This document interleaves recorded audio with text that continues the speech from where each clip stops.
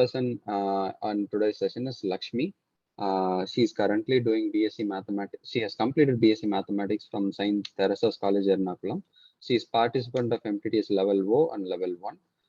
Today she will be giving an introduction to non-Euclidean geometry. Over to you, Lakshmi.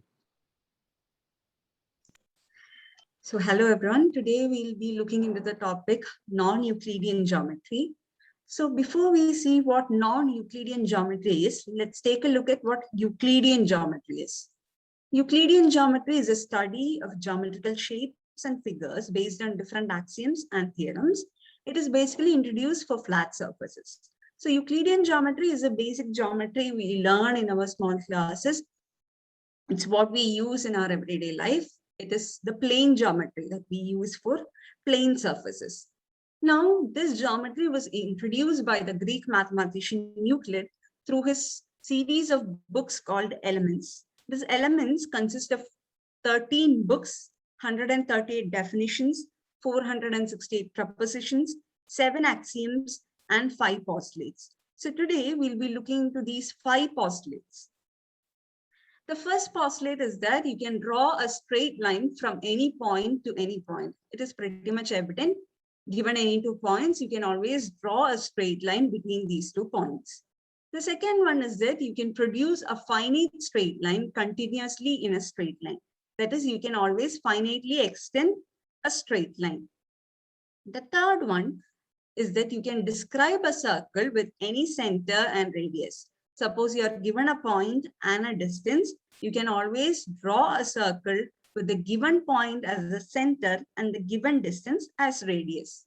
And the fourth one is that all right angles are equal to one another. We know that all right angles are 90 degrees and hence they will always be equal to each other. Now, the fifth and the most important postulate, also known as the parallel postulate, is that if a straight line falling on 2 straight lines makes the interior angles on the same side less than 2 right angles, the straight lines, if produced indefinitely, will meet on that side on which the angles are less than 2 right angles. That is, you have 2 straight lines AB and CD. A third straight line PQ falls on it, so angles will be formed. We are taking into consideration only the interior angles formed. And what we are doing, we are taking the sum of angles on the same side of the line PQ. So we take the sum of angle DST plus angle BTS. And also we take the sum of angle CST plus angle ATS.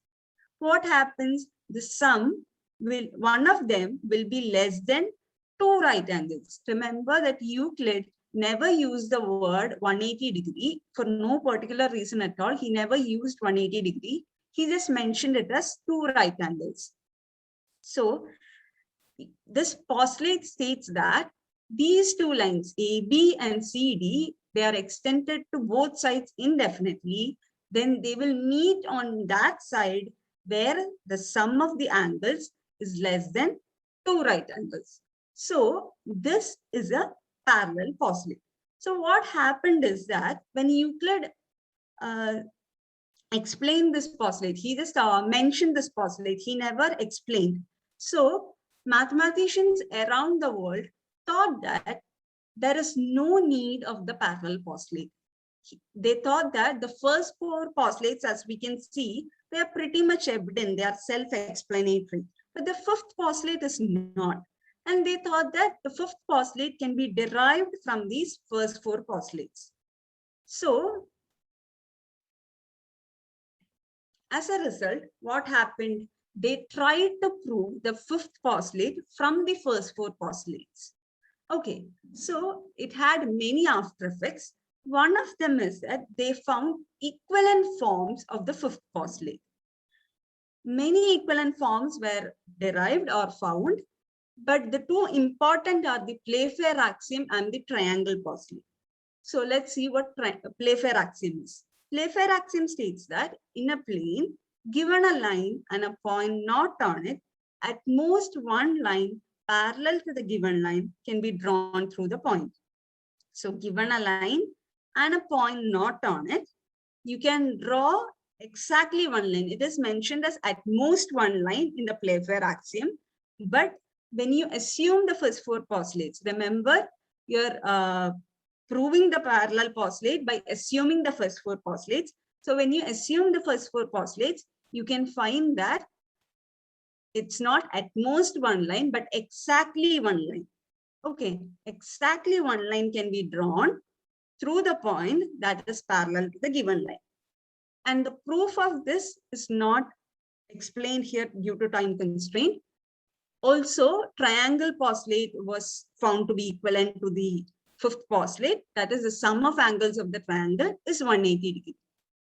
Now, another after effect of trying to prove the fifth postulate was that instead of proving it, mathematicians found counter examples for the fifth postulate.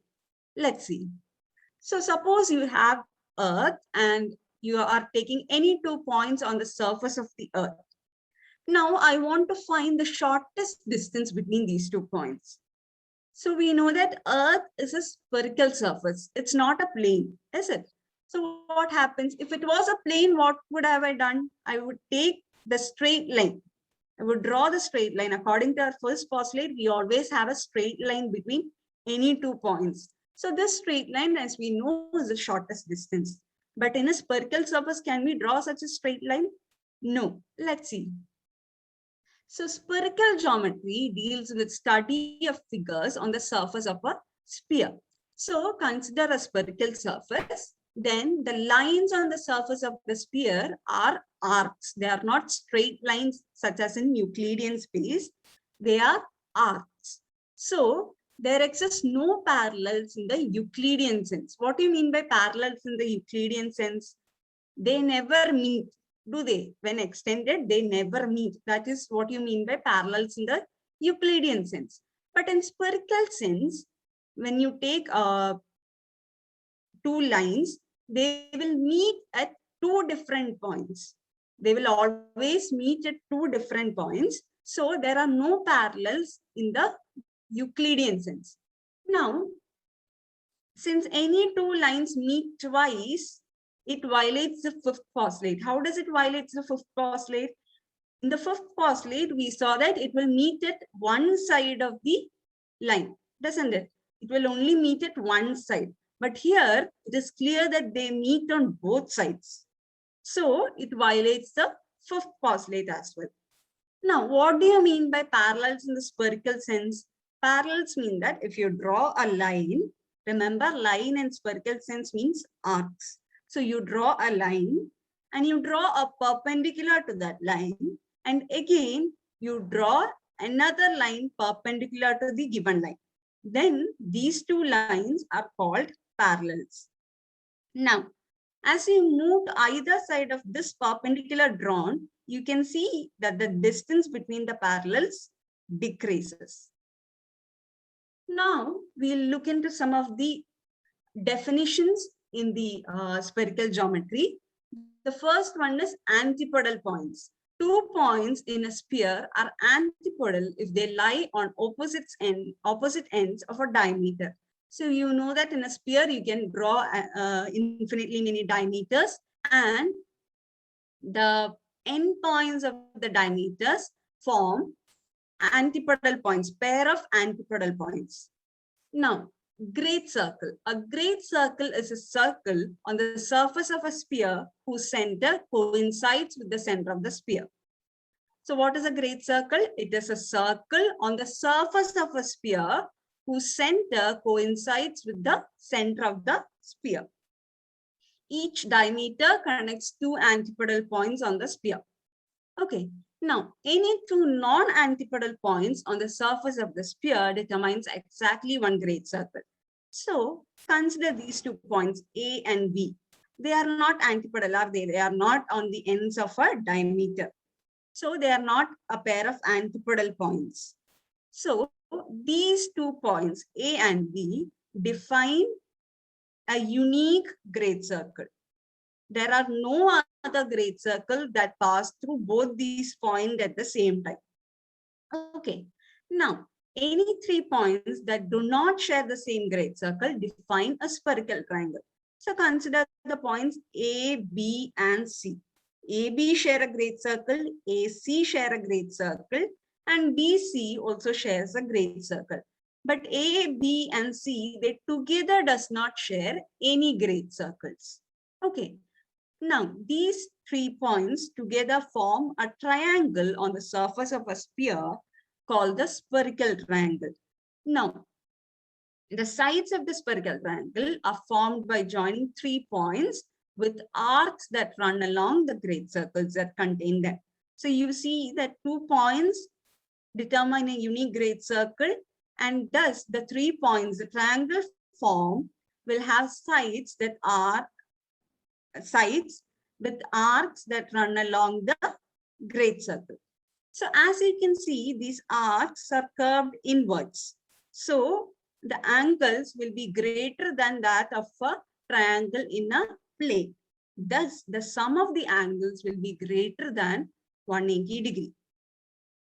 Now, as mathematicians found out that there are counter examples for the parallel postulate, they tried to find more counter examples. So since spherical surface geometrical figures are curved inwards, they thought, what if they are curved outwards? And hence we came to hyperbolic geometry, which deals with study of figures on hyperbolic surfaces.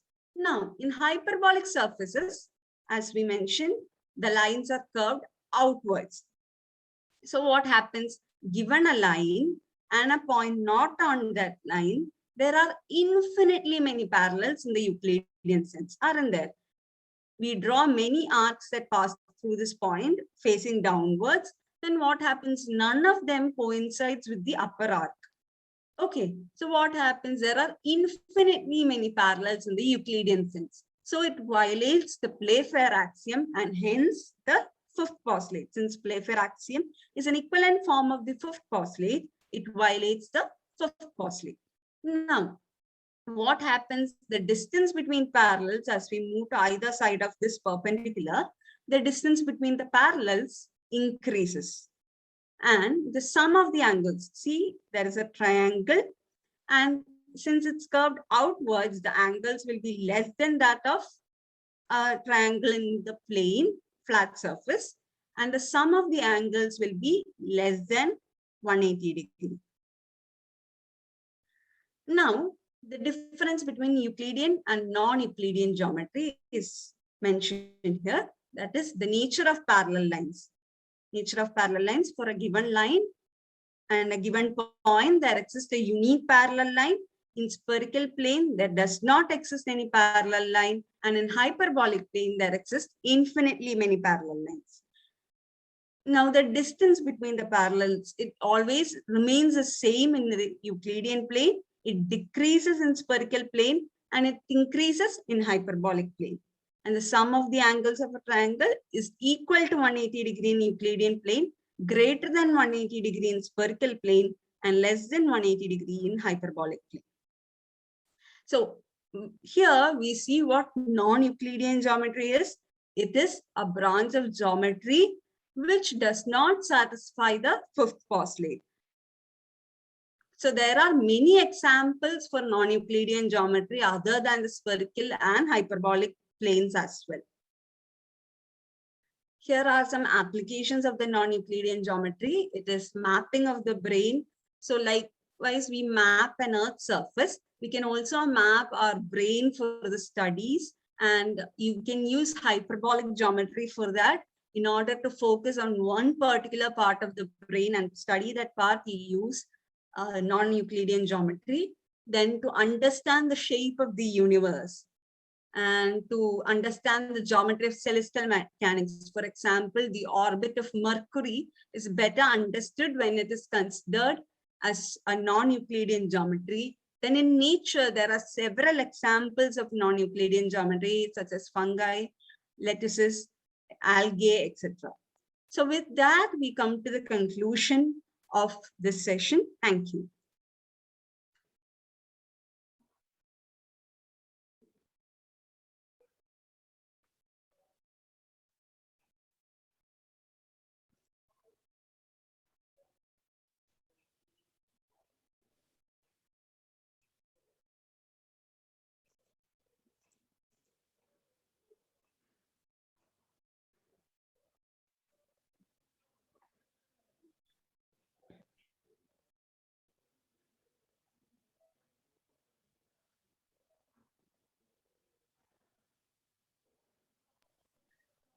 Yeah, thank you, Lakshmi.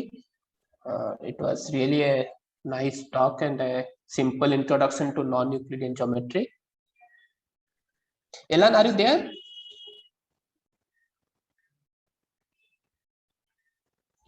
You are not audible.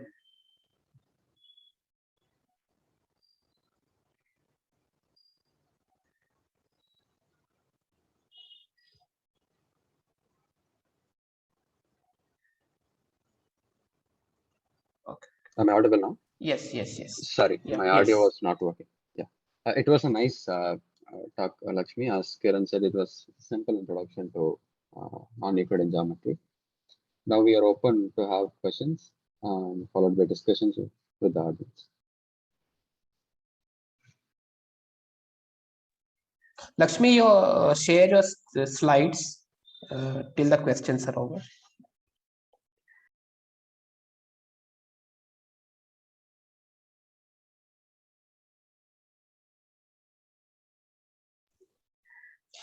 Yeah, I have a question.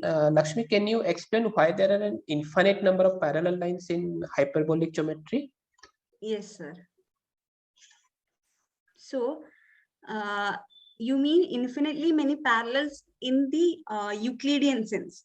That is, when you say there are infinitely many parallels, you mean that there are infinitely many arcs that does not intersect with this arc, and also it passes through this point. Okay, you are given an arc and a point not on it, given a line and a point not on it, and you can have infinitely many arcs, that all arcs that face downwards Down. will be parallel to the given line in the Euclidean Oh, yeah. sense. Right. Okay. Also, You- I forgot to mention the answer for this question. I'm sorry about that. The answer to this question is that in spherical sense, the shortest distance between any 2 points is through the great circle, the arc of the great circle. We mentioned what great circle is. So in order to find the shortest distance between any 2 points, 2 points have a unique great circle, and the arc through that great circle is the shortest distance.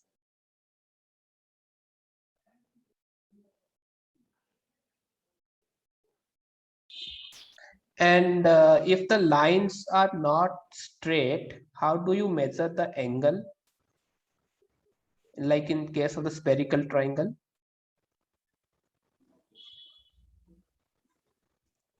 Okay, here. Here or okay, on this slide. How do you measure alpha, beta, gamma?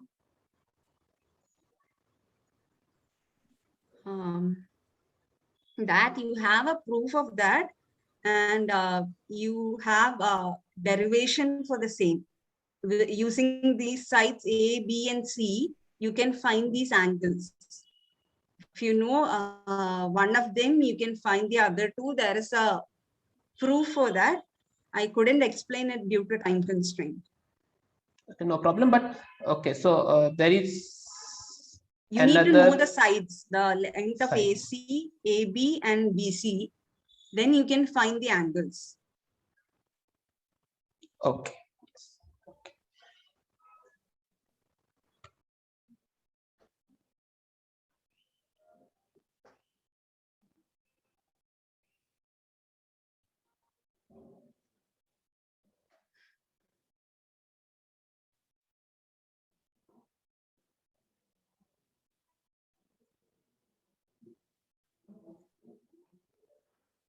It's an interesting thing that I have. I do not know whether you have an answer for it. Like for the Euclidean geometry on a surface, like we use protractor to measure angle, compass, and other tools.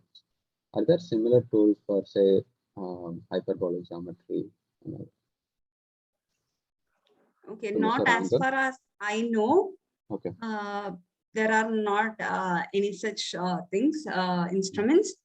We simply find it by equations, by measuring the length then. of the sides. Yes, there are no such instruments as far as I know. Okay.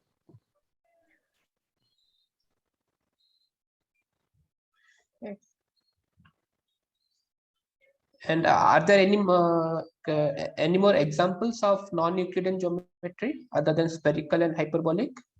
Yes, this spherical, a special case is elliptical, where the Elliptical. antipodal points are considered to be a single unit. Here, a pair is taken. Instead of that, the antipodals are considered as a single unit, and that forms the elliptical geometry, which is a special case of spherical geometry. Spherical geometry. And there can be many other, but mainly these two are mentioned in Euclid's books as well. Sorry, not in Euclid's books, the later findings as well. Yeah, spherical and hyperbolic. Yes.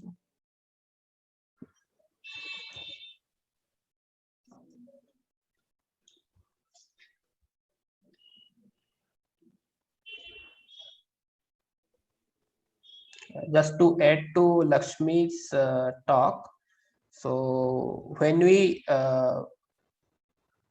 do the mathematics behind the spherical, like the special theory of relativity, so we plot them on a space 3 of dimension 4. We call it 3D plus 1 space, or the Minkowski space.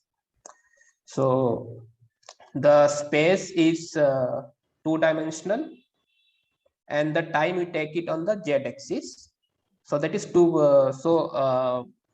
it is like plotting the space on a 2D plane and the time on the z-axis, and there we use the hyperbolic geometry to explain the Einstein's theory of relativity.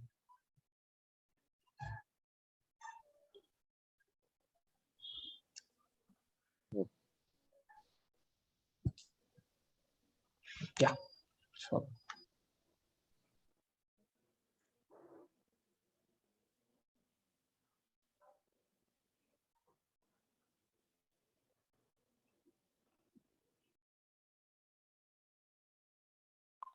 Hello. I just wanted to ask how this non-Euclidean geometry used in fungi, how it is visible there. Can you repeat the question? Yeah, in one of the applications you said it is related to fungi, right? Yes. How Yes, is that related? this is because in sea surface and all, you see that you require to occupy a minimum space for a maximum object. Whenever such instances come into place, their shapes, as you can see, is not plain. They are not flat. There are folds and fissures.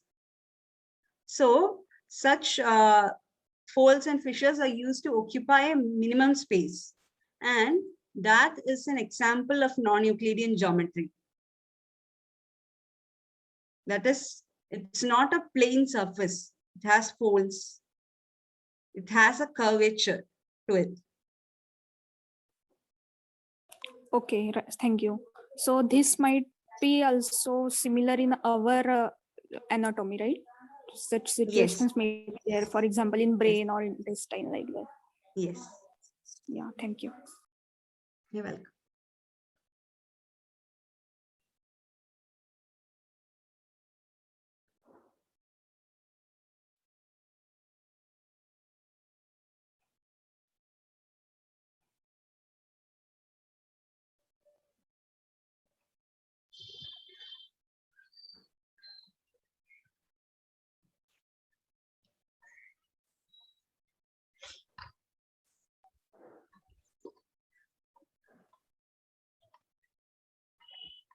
So Lakshmi, hyperbolic, I think we can say that it has a curved surface, but it is not closed like a sphere. Yes, sir. In sphere also, you need not consider the whole of the sphere. Just half of the sphere also, if you take the half like a dome also, you can see that there is a curvature. It need not be closed. Right, just right. for your convenience, you are taking a closed surface to understand it better. Right. So yeah, so it looks like hyperbolic geometry with the algae and fungi. Yes, sir.